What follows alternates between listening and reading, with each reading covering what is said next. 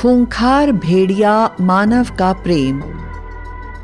मंदिरा अपने कमरे में खड़ी हुई चांद की तरफ देख रही थी। पूर्णिमा की रात चांद बहुत ही खूबसूरत नजर आ रहा था। अचानक मंदिरा ने देखा कि उसके घर के पीछे बने जंगल से कोई उसे घूर रहा है।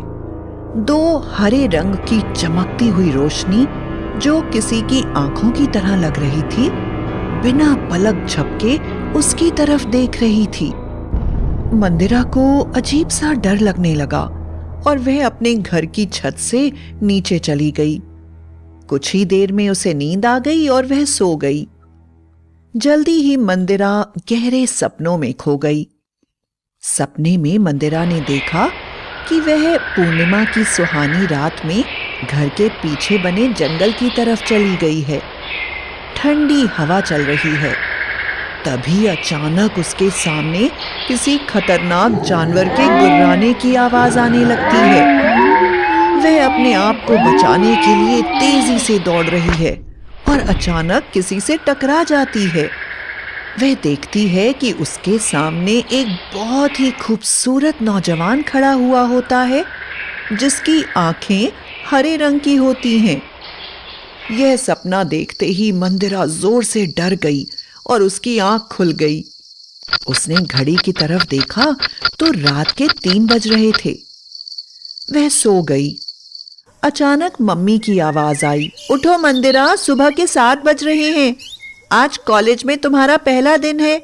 तुम्हें पहले मंदिर भी जाना है। जल्दी से तैयार हो जाओ और मंदिर में भगवान के दर्शन करके कॉलेज चली जाना। मम्मी की बात सुनकर मंदिरा सब कुछ भूल गई और अपने नए कॉलेज के बारे में सोचते हुए जल्दी जल्दी तैयार होने लगी।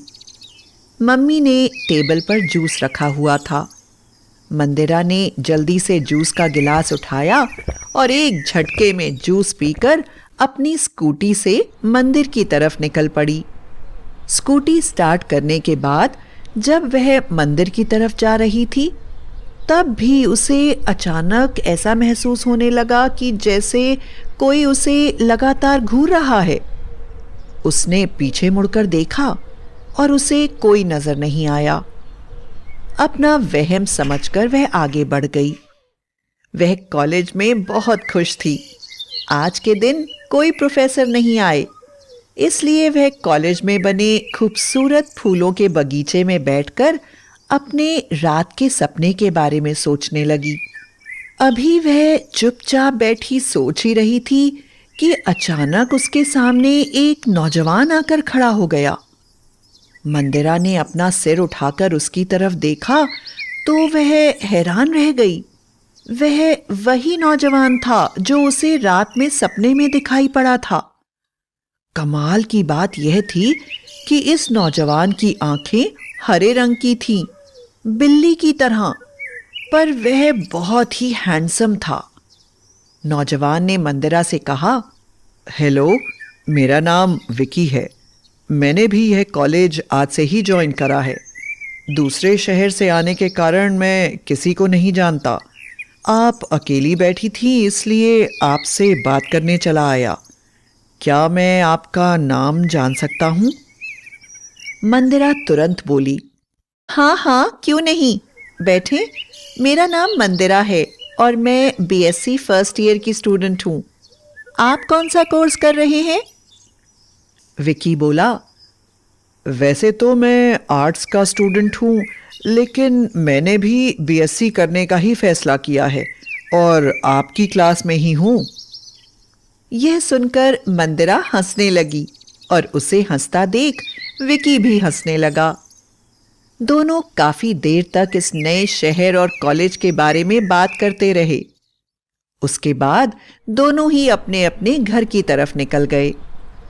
घर पहुंचकर मंदिरा विक्की के बारे में सोचने लगी। इस लड़के में कुछ तो ऐसा है जो बाकियों से अलग है। इसकी आंखों में ऐसा लगता है जैसे कोई चुंबक लगा हुआ है। जब मैं इसकी तरफ देखती हूँ तो इसकी आंखों से आंखें हटाने का मन ही नहीं करता। कुछ बात तो जरूर है। कल पता करूंगी कि यह कहाँ रहता था और अब कहाँ रहता है। अगले दिन समय बिताने के लिए मंदिरा ने स्कूटी उठाई और जंगल की तरफ निकल पड़ी। जंगल में अंदर जाने के लिए कोई खास रास्ता नहीं बना हुआ था। चारों तरफ कांटे, झाड़, पत्थर होने के कारण स्कूटी चलाने में काफी असुविधा हो रही थी। इसलिए मंदिरा ने अपनी स्कूटी साइड में ही पार्क कर दी और पैदल ही जंगल के अंदर चली गई। उसने अपनी पॉकेट में सुरक्षा की दृष्टि से चाकू और टॉर्च रखा हुआ था। अभी वह कुछ ही आगे गई थी कि उसे बड़ा अजीब सा अनुभव होने लगा। उसे फिर लगने लगा कि कोई उसे लगातार देख रहा है। अचानक उसे सामने एक बड़े पेड़ के पीछे कोई आकृति दिखाई पड़ी।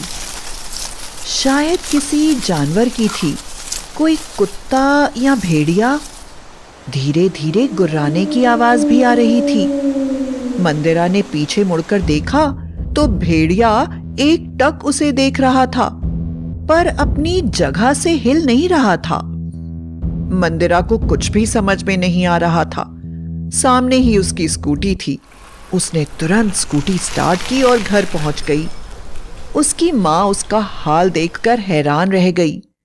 मंदिरा की सांस फूल रही थी। माँ के पूछने पर मंदिरा ने सारी बात माँ को बता दी। माँ बोली, मंदिरा, घबराने की कोई बात नहीं है। हम सुबह ही इस बात की सूचना यहाँ की पुलिस को दे देंगे। वह भेड़िए को पकड़ लेंगे। लेकिन तुम इस बात की मुझसे प्रॉमिस करो कि दोबारा वहां नहीं जाओगी। माँ की बात सुनकर मंदिरा बोली, नहीं माँ, मैं उस जंगल में अब कभी नहीं जाऊंगी। मंदिरा 2 दिन तक कॉलेज नहीं गई। तीसरे दिन जब वह सो रही थी तो अचानक उसकी माँ ने उसे जगाया और बोली, मंदिरा, जल्दी उठो, तुम्हारा कोई दोस्त आया है। मंदिरा सोचने लगी, भला उसका दोस्त कौन है। जब वह बाहर आई तो उसने देखा कि वहां पर विकी बैठा हुआ है। विकी को देखकर मंदिरा बड़ी हैरान हो गई और बोली, तुम यहाँ? सब ठीक तो है? विकी बोला, मंदिरा, कॉलेज में मेरा कोई फ्रेंड नहीं है। आज मेरा जन्मदिन है और मेरी एक फ्रेंड तुम ही हो।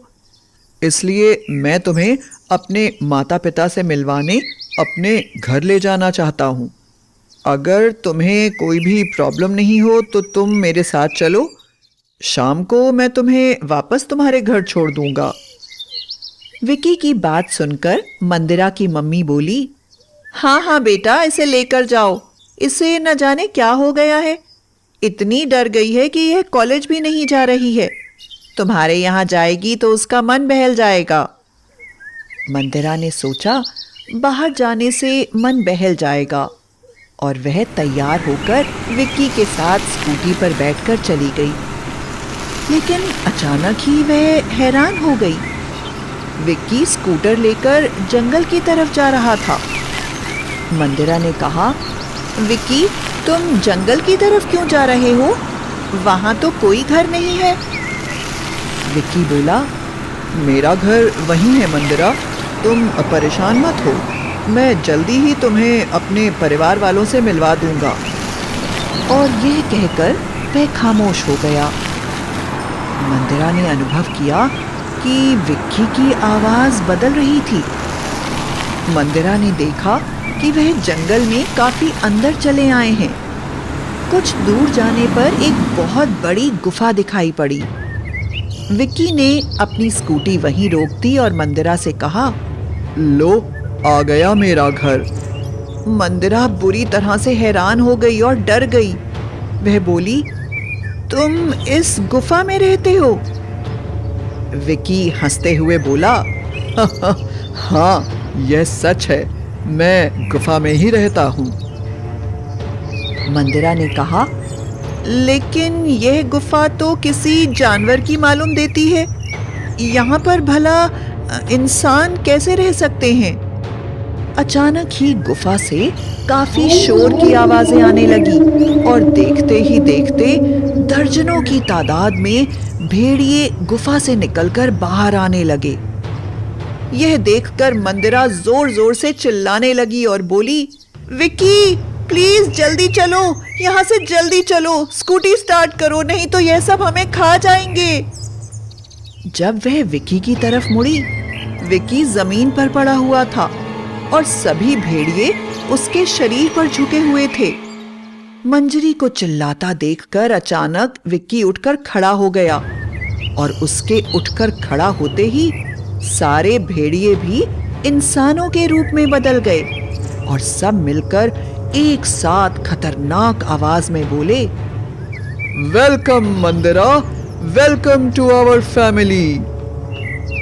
विक्की ने मंदिरा को देखा और बोला, मंदिरा, मैं तुम्हें बताना चाहता हूँ कि हम सब भेड़िया मानव हैं। हम पूरे दिन इंसान के रूप में रहते हैं, लेकिन रात में चांद निकलते ही हम सब भेड़िए बन जाते हैं। यह राज मैं तुम्हें इसलिए बता रहा हूँ क्योंकि मैं तुमसे प्यार करता हूँ और तुमसे विवाह करना चाहता हूँ। विक्की की बात सुनकर मंदिरा हैरान हो गई। विक्की बोला, मंदिरा, मैं पिछले 1 महीने से लगातार तुमको इस जंगल से रात में टहलता हुआ देखता हूँ। मुझे तुम बहुत अच्छी लगती हो। मंदिरा गुस्से से चिल्लाई, ऐसा कभी नहीं हो सकता है। मैं तुमसे नफरत करती हूँ। मुझे जानवरों से नफरत है। मुझे अपने घर वापस जाना है। मंदिरा की बात सुनकर सभी भेड़िए मानव जोर जोर से गुर्राने लगे। विक्की ने भी गुर्राते हुए उनसे कुछ कहा। फिर विक्की ने तुरंत मंदिरा को अपनी स्कूटी पर बैठाया और उसे जंगल के बाहर ले जाने लगा। सभी भेड़िए भयानक तरह से गुर्रा रहे थे। मंदिरा समझ गई थी कि वह नहीं बचेगी, पर विक्की रुका नहीं और उसने मंदिरा को जंगल से बाहर छोड़ दिया।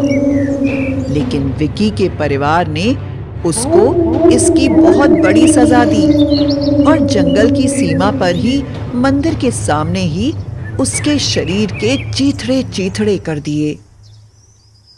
विक्की ने अपनी जान देकर मंदिरा को हमेशा के लिए जीवन दान दे दिया था, पर उसने ऐसा क्यों किया, यह मंदिरा को अभी तक समझ में नहीं आ रहा था। अचानक मंदिरा ने अपने हाथ की तरफ देखा तो उसमें एक कागज था जिस पर लिखा था, मंदिरा, मैं तुमसे विवाह करना चाहता था, लेकिन जबरदस्ती नहीं। तुम्हारी ना सुनकर मेरे परिवार वाले तुम्हें जिंदा नहीं छोड़ेंगे। मैंने तुम्हारे बदले अपनी जान देने का वादा कर लिया है। तुम इस जंगल में वापस कभी मत आना, वरना तुम इन सब का शिकार बन जाओगी। जितना जल्दी हो सके यह शहर छोड़कर चली जाओ। अलविदा।